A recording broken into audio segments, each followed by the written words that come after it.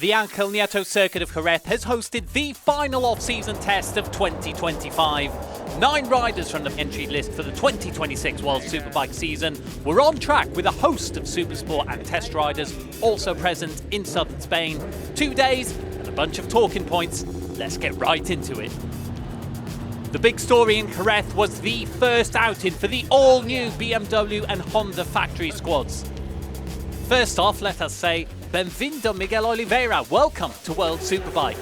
The Portuguese star and 5-time MotoGP race winner is officially a part of the Rocket BMW squad and has had his first taste of the M1000RR working alongside new crew chief Andrew Pitt, dropping his lap times by a full second from day 1 to day 2. He is joined in BMW by Danilo Petrucci, now a factory rider after 3 years on the Barney Ducati.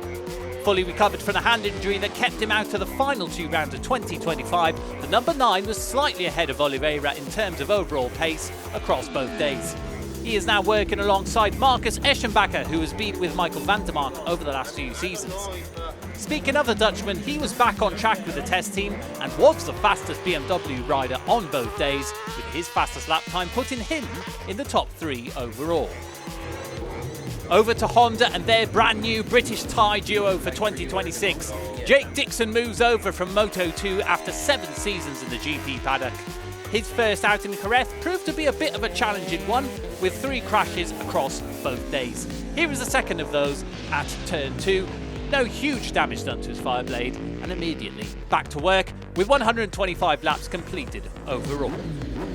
Alongside him, Somkiat Chantra joins the SBK paddock after a season with LCR Honda in MotoGP.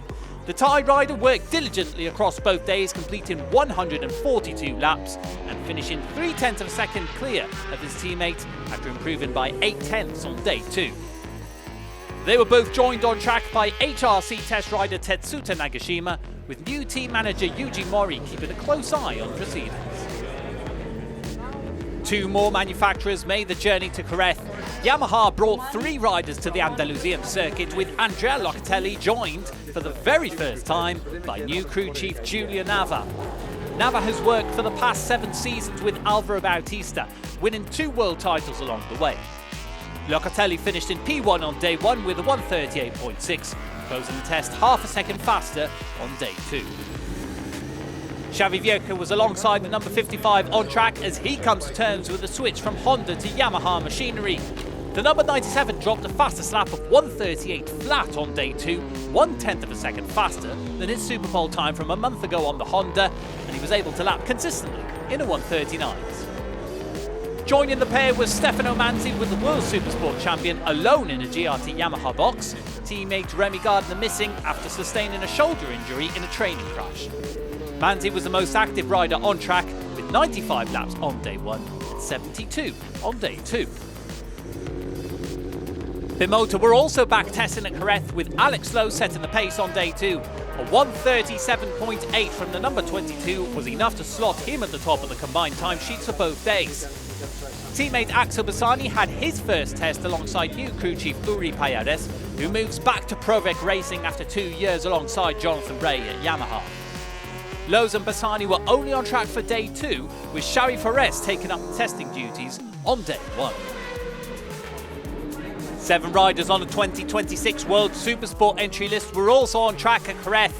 2-time Supersport champion Dominic Egerter is back in the class and got his first laps on board the Kawasaki. 3 rookies were also on track. Ricardo Rossi took his Panigale V2 for its first spin as Renzi Corsa's new rider for 2026. He joined from Moto3. Elsewhere, WRP Racing's new duo made their debut. Matteo Ferrari joins from Moto E, while Petr Svoboda moves up from World Supersport 300. The fastest amongst the World Supersport riders was Jeremy Alcoba on the second Kawasaki. Corentin Perolari was fastest on day 1 as he prepares for a second season on the Honda, with Ana Carrasco as a teammate, also on track at Jerez.